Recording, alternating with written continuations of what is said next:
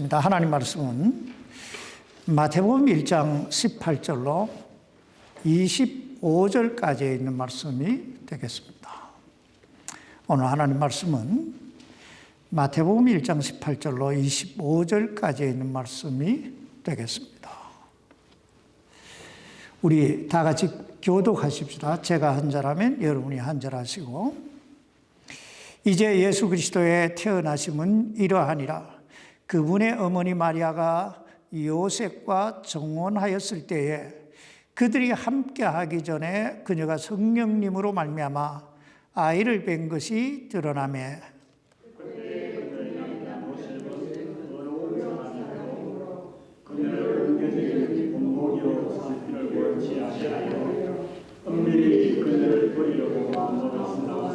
그가 그 일들을 생각할 때에 보라, 주의 천사가 꿈에 그에게 나타나 이르되, 너 다윗의 자손 요셉아, 내 아내 마리아 취하는 것을 두려워하지 말라. 그녀 안에 수태된 그것은 성령님으로 말미암았느니라.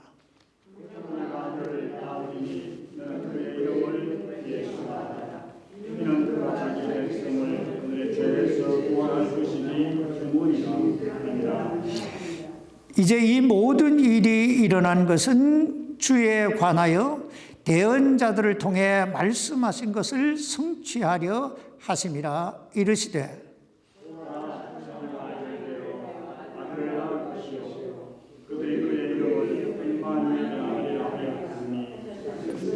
이것을 번역하면 우리와 함께 계시는 하나님이라는 뜻이다.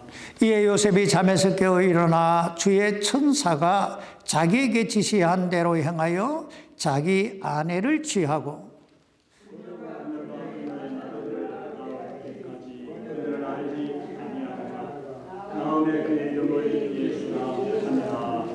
기도하십시다. 살아계신 아버지 하나님, 오늘은 특별히 우리를 죄와 사망에서 구원하시기 위해, 그리고 우리와 함께 하시기 위해 친히 인간의 몸을 입고 이 땅에 오신 임마누엘의 하나님을 찬양하는 성탄 감사 예배입니다. 아버지 하나님, 영광받아 주시옵소서.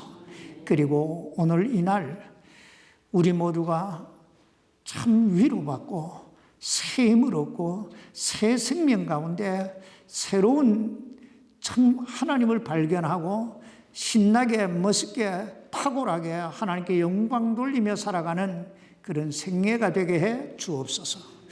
이 연약한 종을 붙드시고 오늘도 사용해 주시옵소서. 예수님 이름으로 기도하옵나이다. 아멘. 착석하시겠습니다. 우리가 성경을 읽어보면 아이를 잉태할 수 없었던 여인들이 하나님의 특별하신 도우심으로 기적같이 아이를 출산하는 경우들을 보게 됩니다. 그 첫 번째 여인이 아브라함의 아내 사라입니다. 우리가 창세기 18장 10절 이하에 보면 어느 날 하나님께서 아브라함을 찾아오셔서 내 아내 사라에게 아들이 있으리라 이렇게 말씀하십니다. 그때 장막문에서 그 말씀을 듣고 있던 사라가 속으로 웃으면서 이렇게 말합니다. 내가 늙었고 내 주도 늙었은즉 내게 즐거움이 있으리요. 이 말을 한마디로 믿지 못하겠다는 거예요. 아니, 불가능한 일이라는 것입니다. 그때 그 사라의 웃음을 보신 하나님께서 이렇게 물으십니다. 주에게 너무 어려운 일이 있느냐? 개역성경에는 이렇게 번역하고 있습니다. 여호와께 능치 못한 일이 있겠느냐? 오늘 여러분 생각은 어떠세요? 그러면서 저들에게 태어날 그 아이의 이름까지 지어주십니다. 그래서 태어난 아이가 바로 아브라함의 아들 이삭입니다. 두 번째 여인은 소라 땅에 살고 있던 마노아라고 하는 사람의 아내입니다. 사사기 13장 2절에 보면 소라 사람으로 단 지파에 단 사람들에게 속한 자 중에 마노아라는 어떤 사람이 있더라. 그러면서 그의 아내는 수태하지 못함으로 아이를 낳지 못하더라. 이렇게 말씀하고 있습니다. 그런데 사사기 13장 3절에 보면 어느 날 주의 천사가 그 여인에게 나타나서 그 여인에게 이렇게 말합니다. 이제 보라. 내가 수태하지 못함으로 낳지 못하였으나 수태하여 아들을 낳으리라. 그래서 태어난 아이가 누구예요? 그 유명한 삼손입니다. 그리고 세 번째 경우는 엘가나의 아내 한나라고 하는 여인입니다. 여기에 사무엘상 1장 9절 이하에 보면 한나라고 하는 여인은 수태치 못하는 여인이었어요. 그런데 실로에 있는 만군의 여호와 하나님 앞에 나가서 통곡을 하며 금식을 하며 서원까지 해가면서 간절히 아이 줄 것을 기도합니다. 그때 하나님께서 그 한나의 눈물의 기도를 들으시고 그에게 아들을 주셨는데 그가 누구예요? 이스라엘 역사에서 전무후무한 사사요, 선지자요, 제사장이었던 사무엘입니다. 그리고 네 번째 경우는 신약 성경에 나오는 엘리사벳이라고 하는 여인입니다. 누가복음 1장 13절 이하에 보면 어느 날 주의 천사가 성전에서 하나님께 분향 드리고 있던 제사장 사가랴에게 나타나셔서 내 아내 엘리사벳이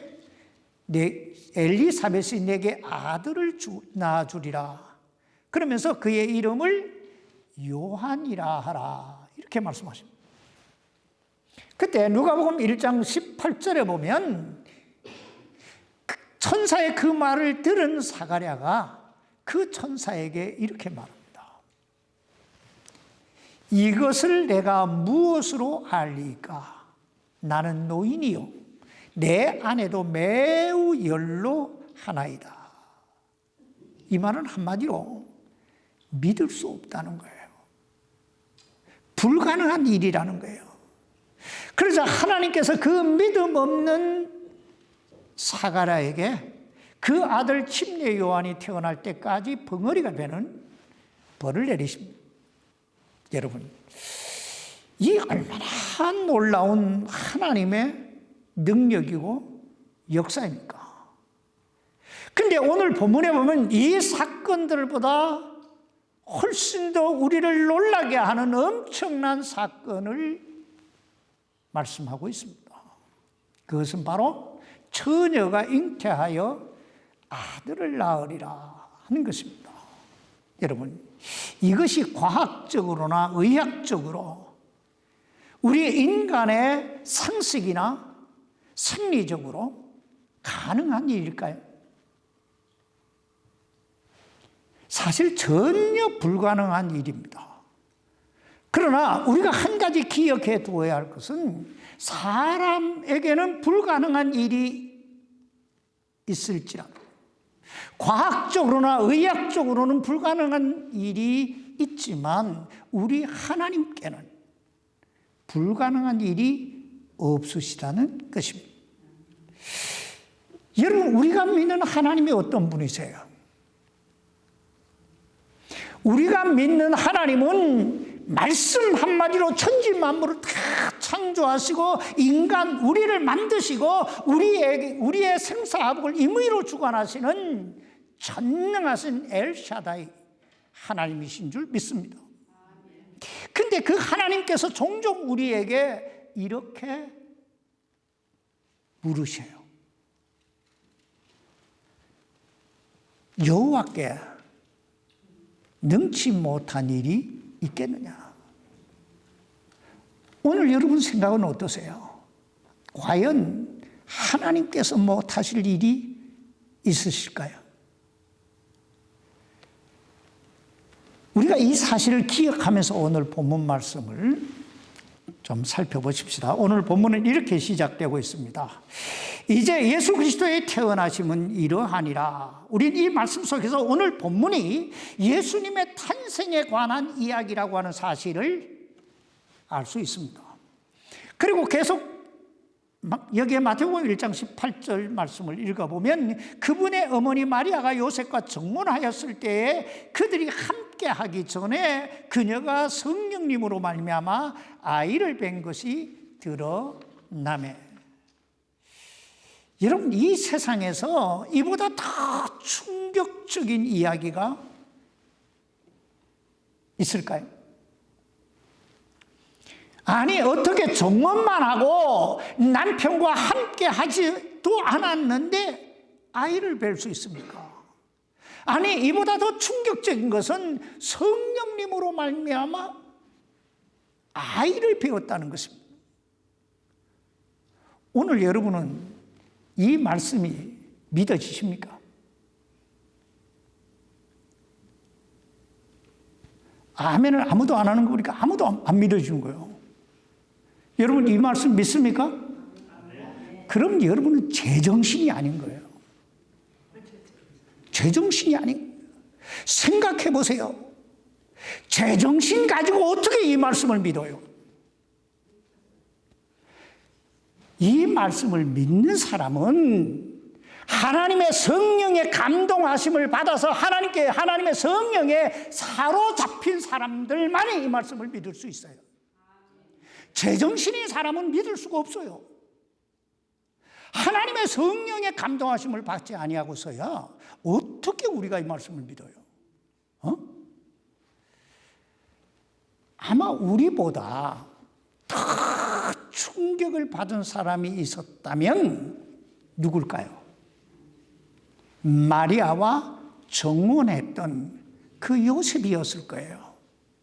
근데 성경은 이 요셉을 가리켜서 뭐라고 말씀하시느냐면 요셉은 의로운 사람이므로 이렇게 말씀해요. 여러분 여기 오늘 본문 마태복음 1장 19절 말씀 보시기 바랍니다. 그때 그녀의 남편 요셉은 의로운 사람이므로 그녀를 공개적인 본보기로 삼기를 원치 아니하여 은밀히 그녀를 버리려고 마음먹었으나. 자, 인간적으로 볼 때 요셉은 엄청난 충격과 함께 엄청난 배신감을 느꼈을 거예요. 자, 결혼한 날만 혼인식만 기다리고 있었는데 남대없이 아이를 뵀다. 얼마나 충격이에요. 그리고 얼마나 배신감을 느꼈을까요? 여러분 보편적으로 사람이 배신감을 느끼면 그 뒤에 따라오는 게 뭔지 아세요? 그 뒤에 따라오는 게 분노예요. 막 화가 나는 거예요. 그러면 그 화가 이 분노 뒤에 따라오는 건 또 뭘까요? 복수심. 어떻게든 복수하고 싶은, 대갚아주고 싶은. 그 당시 유대법에 의하면 정혼한 처녀가 남편 없이 아이를 베면 어떻게 해요? 돌로 쳐 죽여도 되는 것이 이게 공개적인, 공식적인 법이었어요. 그러므로 요셉도 얼마든지 그 방법으로 복수할 수 있었을 것입니다. 그런데 요셉은 의로운 사람이므로 이렇게 말씀하면서 뭐라 그래요? 그녀를 공개적인 본보기로 삼기를 원치 아니하여 은밀히 그녀를 버리려고 마음 먹었다. 마음으로 생각했다. 그렇다면 여러분 여기에서 요셉을 가리켜 의로운 사람이라고 말씀하신 이 말씀의 의미가 뭘까요?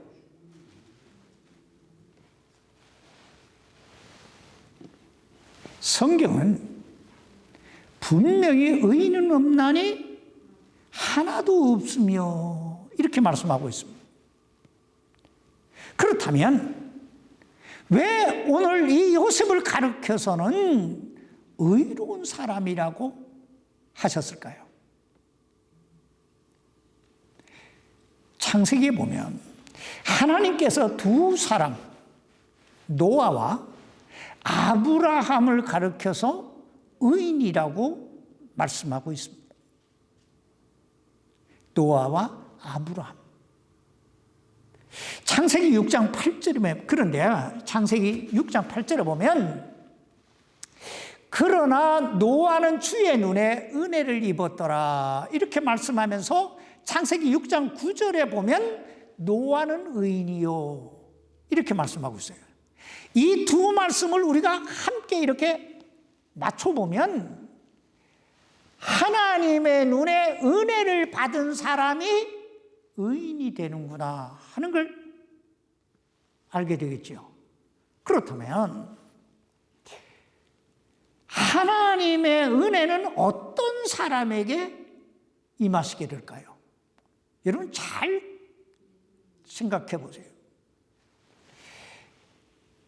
하나님의 은혜는 하나님의 은혜를 받은 사람이 의인이 되는데 그러면 이 하나님의 은혜는 어떤 사람에게 임하시게 될까? 자, 에베소서 2장 8절에 보면 너희가 믿음으로 말미암아 그 은혜로 구원을 받았나니 이렇게 말씀하고 있죠. 자, 이 말씀 속에서 믿는 자에게 은혜가 임한다 하는 걸 우리가 볼 수 있죠. 자, 다시 말하면 노아가 하나님의 은혜를 입을 수 있었던 비결은 노아가 하나님을 믿었다는 말이에요. 그랬더니 노아에게 하나님의 은혜가 임하고 하나님의 은혜가 임하니 노아가 의인이 되었더라 이런 말이에요. 자, 또 창세기 15장 6절에 보면 아브라함에 대해 이렇게 말씀합니다. 아브라함이 주를 믿으니 그분께서 그것을 그에게 의로 여기시고 아브라함이 하나님을 믿었더니 하나님께서 그 믿음을 보시고 그를 어떻게 의롭다고 해 주셨다 이 말이에요. 다시 말하면 아브라함이 의인이 될 수 있었던 것도 그리고 노아가 의인이 될 수 있었던 것도 결국은 하나님을 믿음에 하나님의 은혜가 저들에게 임하셨더라 이 말이에요. 그런 측면에서 요셉은 의로운 사람이므로 라고 말씀하신 의미는 그가 본성이 착했다, 그가 인간적으로 의로웠다 이런 의미가 아니라 그가 하나님을 믿음에 하나님의 은혜가 그에게 임하였다 이런 말이에요. 여러분 이런 말 들어보셨습니까?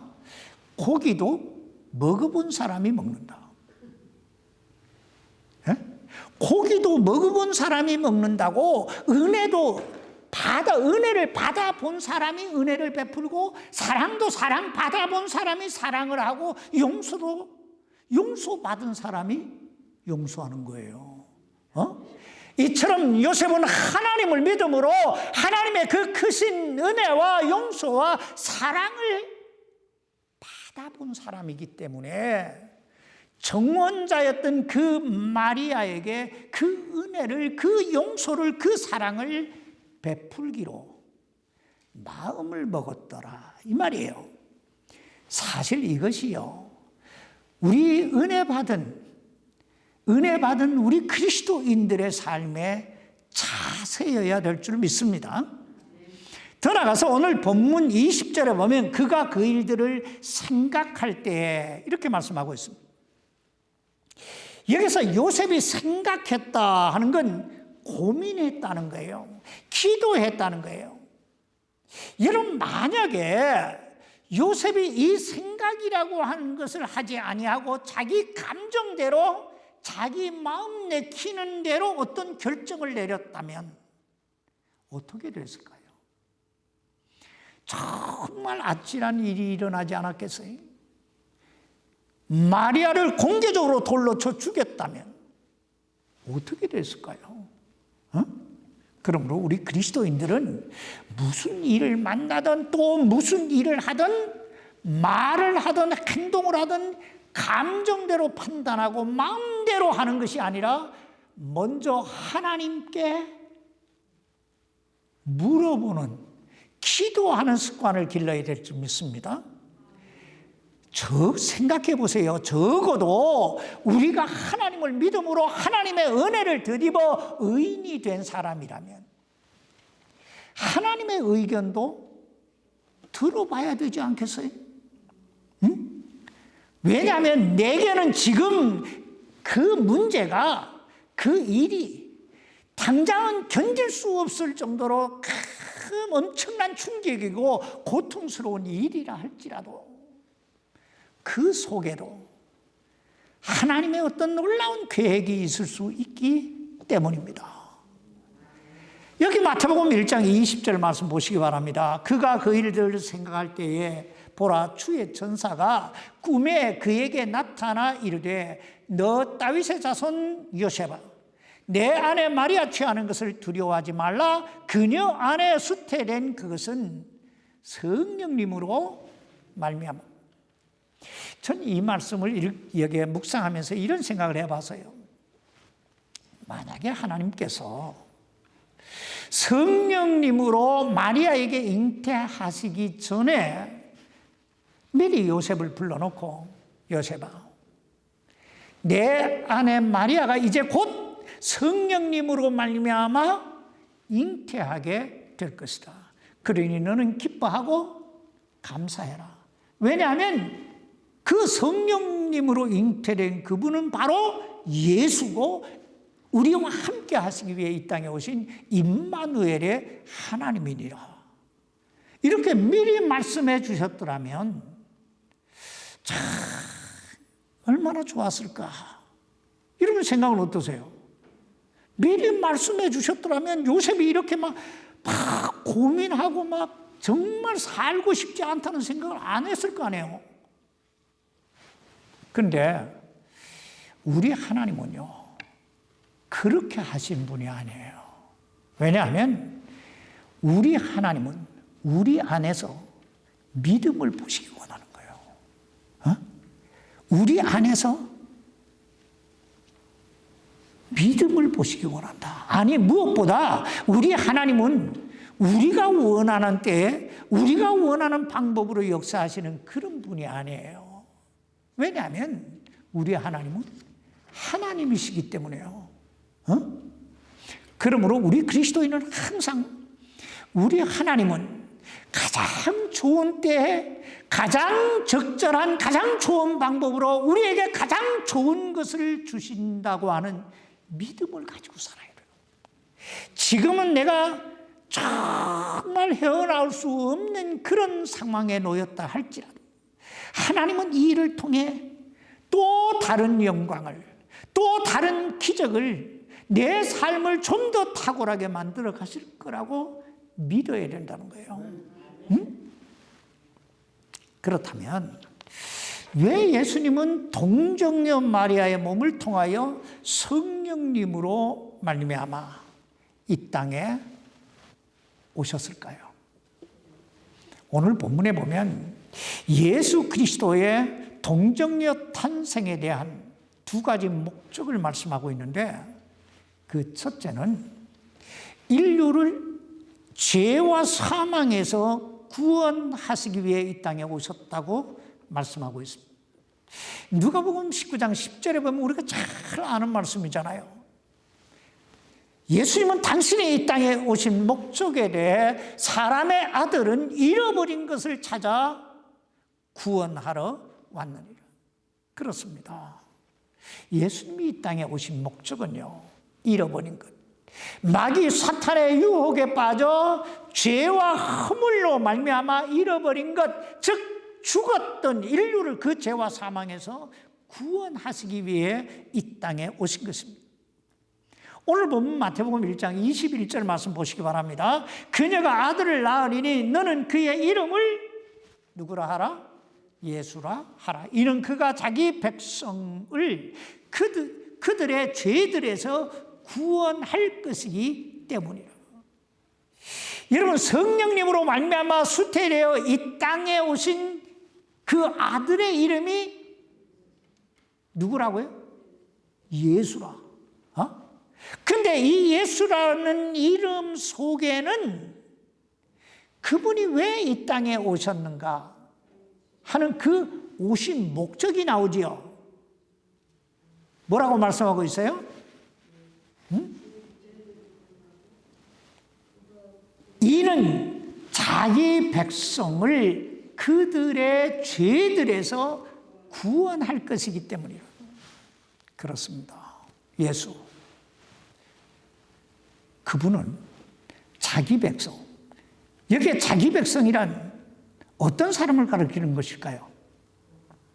예수 믿는 사람을 가리키는 거예요. 이스라엘 민족을 가리키는 게 아니에요. 예수 믿는 사람은 다 주님의 백성들인 줄 믿습니다.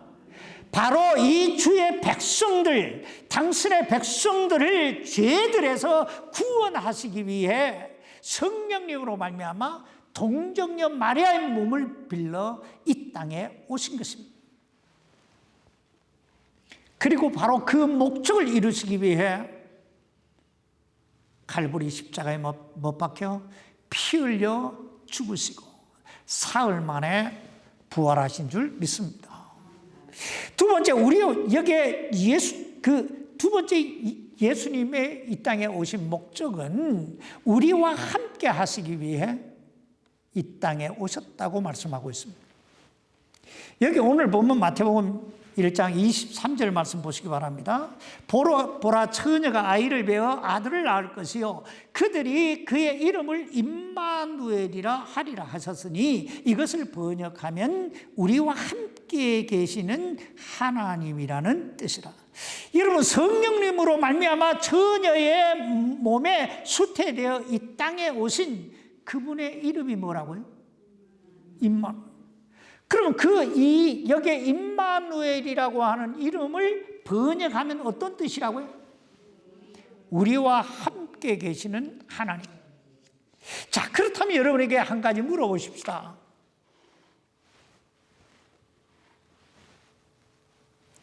오늘 임마누엘의 하나님께서 여러분과 함께 계십니까? 아멘 하시는 분에게만 하나님이 함께 하시는 거예요. 다시 물어봅시다. 임마누엘 되시는 하나님께서 여러분과 함께 하십니까? 자, 그렇다면 여러분은 임마누엘이 되시는 하나님이 함께 하신다는 사실 때문에 얼마나 감사하고 얼마나 감격하고 얼마나 행복하고 얼마나 신나게 살아가고 계십니까?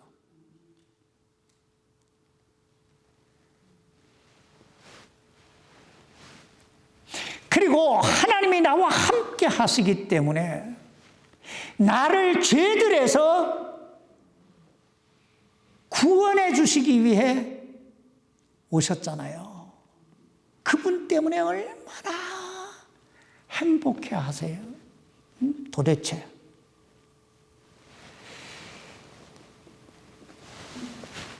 사실 임마누엘이 되셔서 나와 함께 하신다. 하나님이. 이 사실을 믿는 사람은요, 감사하지 않을 수가 없어요. 노래하지, 찬양하지 않을 수가 없어요. 하나님께 영광을 돌리지 않을 수가 없어요. 그리고 행복하지 않을 수가 없어요. 생각을 해보세요. 이 천지 만물을 창조하신 그 하나님께서 내 삶의 생사화복을 이루어 주관하시는 그 하나님께서 나와 함께 하시는데 내가 어떻게 행복하지 않을 수가 있고, 내가 어떻게 감격하지 않을 수가 있고, 내가 어떻게 담대하게 신나게 살아가지 않을 수 있습니까? 근데 불행하게도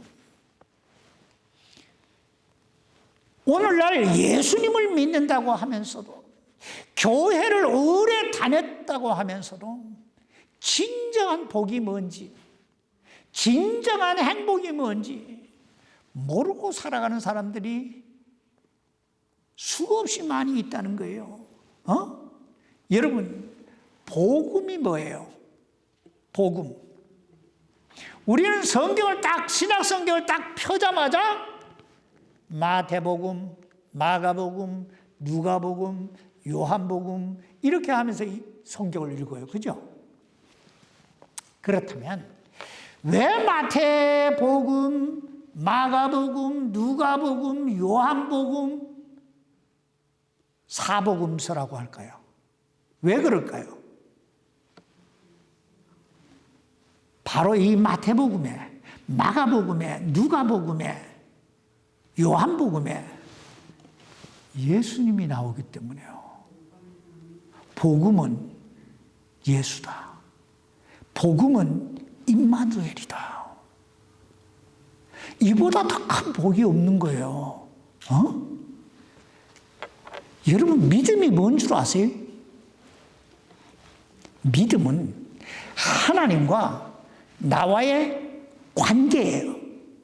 다시 말하면 내가 하나님을 믿음으로 그 하나님의 은혜를 덧입어 죄사함 받고 하나님의 자녀로 거듭나고 천국 백성이 되는 것. 바로 이 자기 정체성을 정립하는 것. 이게 신앙이고 이게 믿음인 거예요. 여러분, 율법과 은혜의 차이가 뭔지 아세요? 율법은요, 내가 하나님을 만나기 위해 열심히 찾아가는 것이 율법이에요. 그럼 은혜는 뭘까요?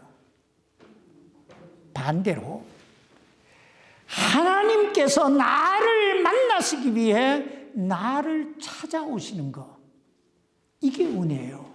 이게 성탄이에요. 이것을 신학적인 용어로요, 인카네이션이라고 하는데, 그 뜻은 하나님께서 나와 함께 하시기 위해 인간의 몸을 입고 이 땅에 오셨다는 거예요. 이것이 바로 은혜고, 이것이 바로 임마누엘이고, 이것이 바로 성탄이고, 이것이 바로 복음인 거예요. 그러므로 진정한 의미에서의 성탄은요, 첫째, 우리와 함께 하시기 위해 이 땅에 오신 그 임마누엘의 하나님을 내 삶에 받아들이는 거예요. 모셔드리는 거예요. 영접하는 거예요. 둘째는 나를 나의 죄들에서 구원하시기 위해 이 땅에 오신 그 예수님 앞에 내 죄를 회개하고 그분을 나의 구세주로 믿고 영접하는 날이 성탄이에요. 셋째는 임마누엘의 하나님, 그 나의 죄를 위하여 나를 구원하기 위해 이 땅에 오신 그 예수님 앞에 내 생애에 가장 좋은 것, 가장 귀한 것으로 영광 돌리는 날이 성탄이에요. 넷째는 그 옛날에 예수님의 탄생을 알리기 위해 그 동방박사들의 길을 안내했던, 누가 안내해요? 별이지요.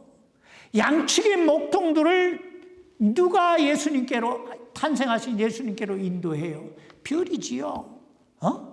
바로 이 별들과 같이 아직도 이 세상의 예수, 참 탄생의 예수, 이 성탄의 예수님을 모르는 사람들에게 내가 별이 되어주는 날, 이 날이 바로 성탄인 거예요. 여기 요셉 보세요.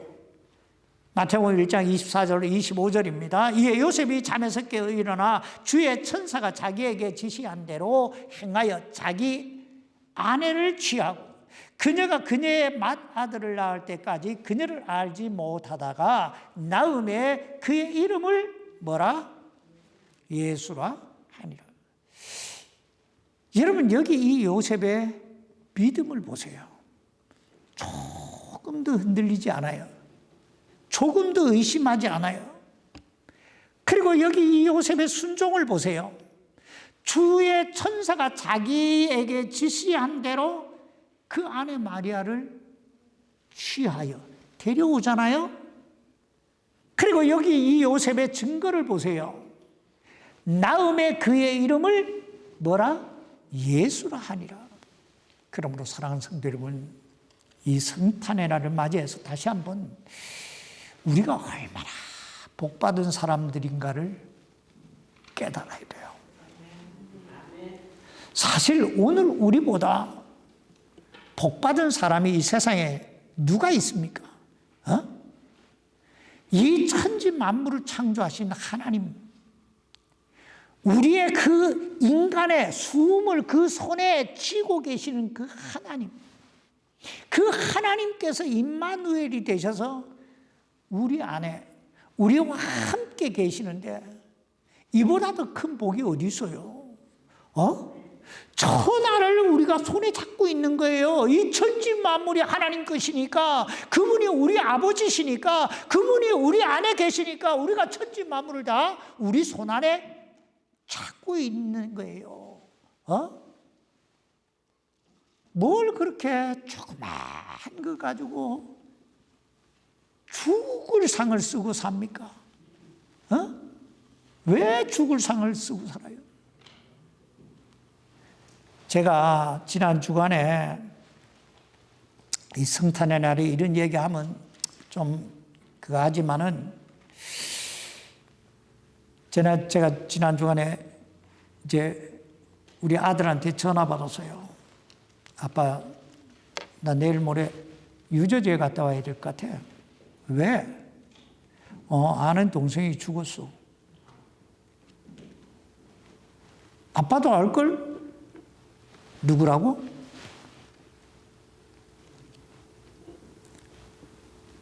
그럴 때 보편적으로 사람이 물어보는 게 뭐예요? 왜 죽었대? 자살했나 봐. 30대 중반에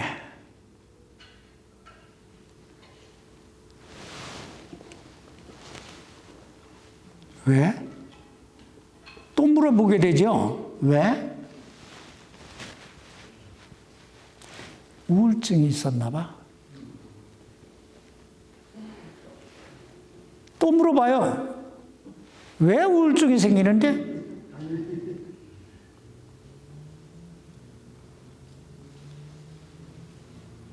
저의 결론은 소망이 없으면, 믿음이 없으면, 그 안에 임마누엘의 하나님이 계시지 않으면 우울할 수밖에 없습니다. 뭐 그렇게 사는 재미가 많겠어요? 맨날 똑같은 일이 반복인 것 같은 삶 아니에요? 근데요, 내 안에 하나님 들어오시면 달라져요. 그래서 우리가 복받은 사람인 줄 믿습니다. 그러므로 날마다 기쁨으로 감사함으로, 날마다 임마누엘의 하나님과 말씀과 기도 가운데 교제하며 요셉처럼 하나님 말씀 앞에 순종하면서 그 주님을 증거하면서 멋있게 살아가십시다. 그리하면 주 안에서 행복하게 되는 날이 더욱더 넘치게 될 줄 믿습니다. 성탄의 날을 맞이하여 임마누엘의 하나님께서 우리 모두를 지키시고 인도해 주시고 사용해 주시기를 주님의 이름으로 축원합니다. 기도하십시다. 살아계신 아버지, 하나님이 우리를 이처럼 사랑해 주시니 우리가 얼마나 감사한지요. 오 하나님, 우리가 복받은 사람이라는 것을 깨닫고 살게 해 주옵소서. 느끼고 살게 해 주시옵소서. 자부심 가지고 살게 해 주옵소서. 하나님,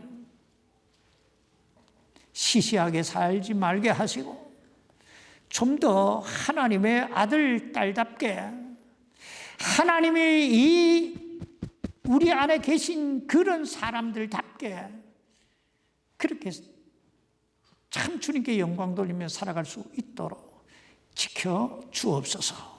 살아계신 예수님 이름으로 기도하옵나이다. 아멘.